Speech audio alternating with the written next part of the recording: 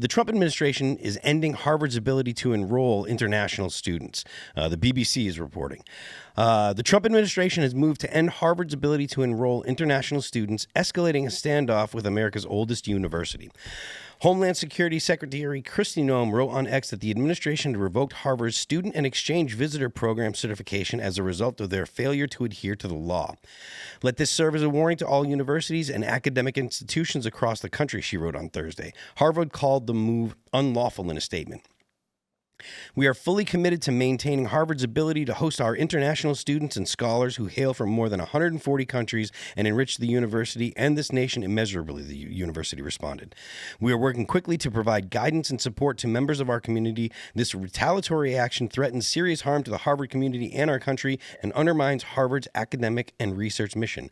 The Trump administration's decision could affect thousands of international students who study at the university. Over 6,700 international students were enrolled at the institution last academic year, university data shows, making up to 27% of its student body. We're seeing a lot of confusion on this, Sarah Davis. An Australian student received after receiving a graduate degree, told BBC NewsHour. Now, I'm not 100% sure of the context of this, but I believe it's because of the failure to protect Jewish students. Is that the argument here? That's the excuse, That's the excuse? I mean, and this goes to, in fact, back to our original point about this assassination. Trump tweeted out, this assassination was obviously caused by anti-Semitism.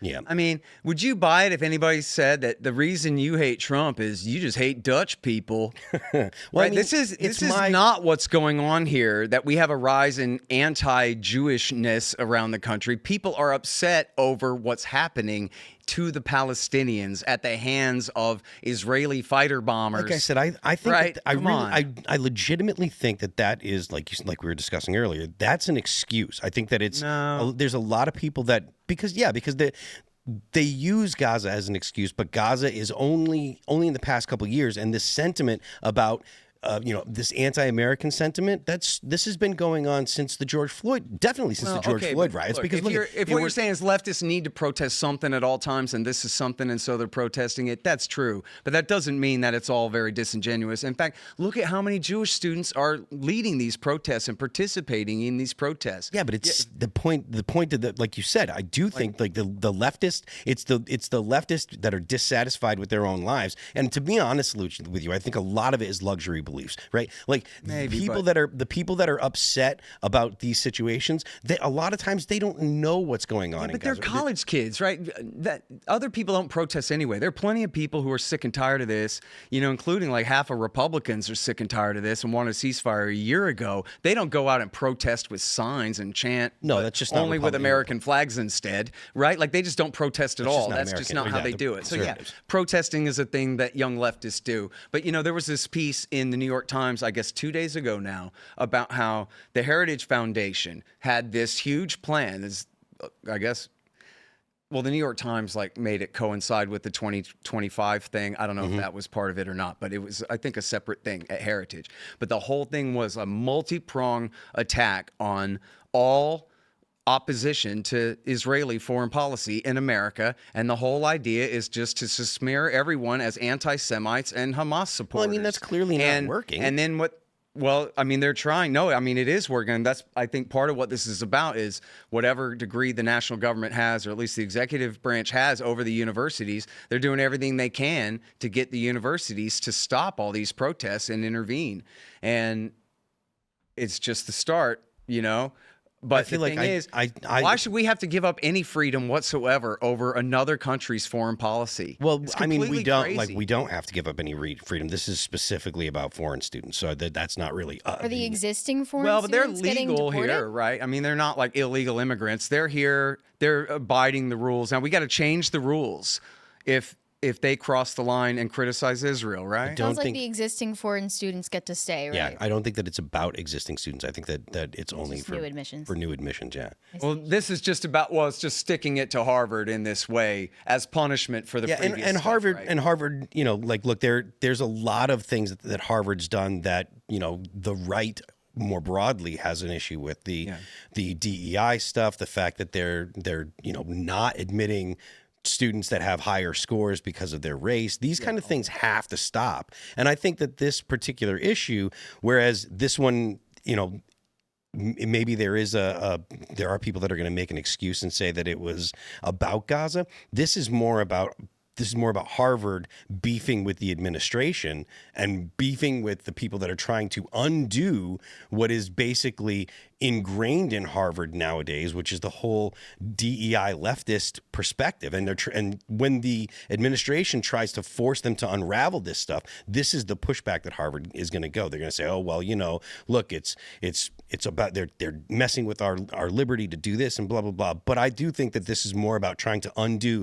decades of leftist infiltration into the administration or into. I find that hard to believe because there was no impetus in the first Trump administration to defund Harvard or slap them with these, new rules. Because anti-white indoctrination was obviously already prominent in every Ivy League, every school. I don't think that it was as obvious. There was zero impetus to implement anything like this before. I disagree with the idea that it was obvious, and the reason is because I think that most of your normies didn't know about it until the Black Lives Matter riots. Most of your average people, they weren't cognizant of it until it was put right in front of their face with the slogans and the things that were being said during 2020 and the Summer of Love, and when people saw that on display like that. Then people were like, wait a minute, this is actually going on. Because everyone went... The explanation that they're giving for this has nothing to do with that. For the explanation that they're giving for why the kids are... why they're not taking the administration... From the explanation that you read, there's no mention of DEI or critical theory or leftist indoctrination in higher education. No, like Tim was... or I mean, like Scott was saying, the argument that's being made is, it's anti-Semitism, et cetera. But the ingrained opinions of the schools this is all about the fight between the administration and Trump. The Trump administration, the attempts of the administration to undo what's been done. And again, where they're raping and torturing the term anti-Semitism to mean opposition to Israel killing little kids all day with our money, with our planes, our bombs, our diplomatic support, and with future dead Americans from terrorist attacks as the result. That's not anti-Semitism. No, that's the last refuge of a scoundrel is what it is. I'm on record saying that calling these things, blaming anti-Semitism or using anti-Semitism as an excuse to do things like cracking down on what is ostensibly freedom of speech. That's a bad move, in my opinion. If you're going to send away people that are here on visas because they're critical of the West, America, and Israel, don't even bring up Israel. Just the fact that they're critical of the United States is, in my opinion, enough to pull their visa. Well, what if all they're saying is America shouldn't be supporting Israel? They're not just saying that, though. I mean, even this guy that shot the two Israelis last night, he has all kinds of stuff where he's like, death to America, blah, blah, blah, blah, blah. There was the lady who had just co-authored a letter, right? Sure. And they're kicking her out of the country. And yes. That was all she was saying is America shouldn't be supporting what Israel is doing. I mean, maybe that's all that she was saying. And maybe in that specific case, then fine. Then I would say, okay, maybe she shouldn't be sent away. But if you're on record having anti-American views, if you're a communist and you come to the US, anti-American is a pretty broad term too, man. If you're a communist, if you're a communist, well, hell, because we won't let people into the country that are communist. If you're an avowed communist, the United States can say, no, we're not going to give. In fact, it's policy to say, no, we're not giving you a green card. So if you come to the United States, you don't mention that you're a commie, and then you go ahead and start doing things with DSA or whatever leftist organizations, I think it's perfectly legitimate for the government to say, we're taking away your green card and sending you home. Now, I don't think that they should be saying it's because of anti-Semitism, because that brings into question things that normal Americans don't have any stake in, right? Like, you can dislike shouldn't be searching for a pretext either, if that's what it's really about, is protecting Israel, because that is what is going on here. I disagree with that, but I understand what you're saying. You're saying the leftists are going to protest no matter what. Mm-hmm. But what I'm saying is the crackdown is because they're protesting Israel. If they're just protesting, carbon emissions or whatever, we would not have this kind of censorship. So I'm saying the crackdown should come but it shouldn't come because of Israel. It should come because they're anti-American. I'm just saying, but that is why this crackdown is coming. Well, I mean, because of a foreign country. Well, yeah, and look, it shouldn't be. It should be just during, because they're anti-American. During the Iraq War, it was foreigners were, and actually foreigners and Jews were the ones most likely to oppose the war. Mm-hmm. And even though, you know, the neoconservatives were doing it for Israel, most American Jews were liberals and opposed W. Bush on the thing. But most American, like foreign-born American citizens, or, you know, either naturalized or legal permanent residents or whatever, they opposed the war. Yeah. Well, all the native-born guys were like, yeah, we got to stop Saddam from giving nukes to Osama, because that's what George Bush said. And to that, and they were, boy, were they wrong. They should have listened to all those terrible anti-American immigrants who knew better than them. To your point, the immigrants that are actually American citizens, if they've been naturalized or whatever, that's fine. But if you're not a citizen, you have there are different standards, just to be clear. Yeah. So because you mentioned, well, and I don't know the law on green cards and visas and whatever. Well, if you're here on a student visa, if you're not a citizen, if you're a naturalized citizen, you're a citizen. Say whatever you want. If you're a guest, you shouldn't be able to say things. They shouldn't put up with it. Freedom of speech on everything is more important. You've never lost an argument to a communist in your life, dude. Why would we worry about that? This is America. The communists are no threat to this country. If anything, they bring in some good skepticism on some foreign policy issues. What else are they good for? I'm not sure. But what are they really dangerous? What, they're going to seize control of our agriculture policy and make it worse than it already is? So I think that a lot of the left-leaning stuff, like the LGBT stuff, that's all involved. That's all communist. That's pushed by communists. Well, we need total separation of school and state there. Yeah, I'm for abolishing all government subsidization control of any school on any level. Yeah. So as just the Jewish affairs correspondent, in addition to being the White House correspondent here at Timcast, I wanted to get a tidbit in on anti-Semitism. I know not everybody in the chat loves hearing about it, but I think it's an opportune time to talk about it.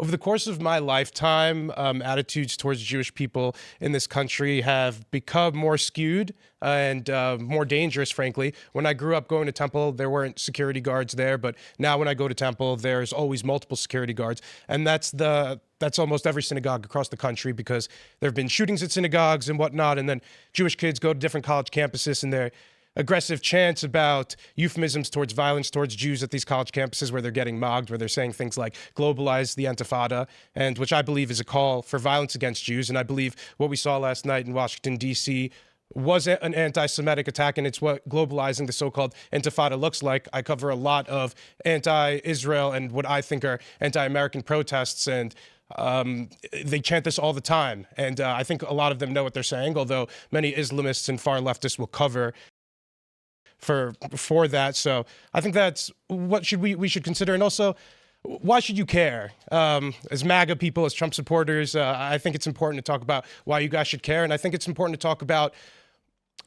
why is this important? It's because in our country right now, among the far left, Israel is right-wing and white-coded. When the far left talks about this issue, they unperson Zionists as being Nazi white supremacists, and therefore doing anything to a so-called Zionist is justified. And many people on the far left, they're happy about civilians dying. They're proud of it, and they're proud of all of their terrorists. They say we won't condemn any of our martyrs. So I don't think we should be confused about what these people's goals are.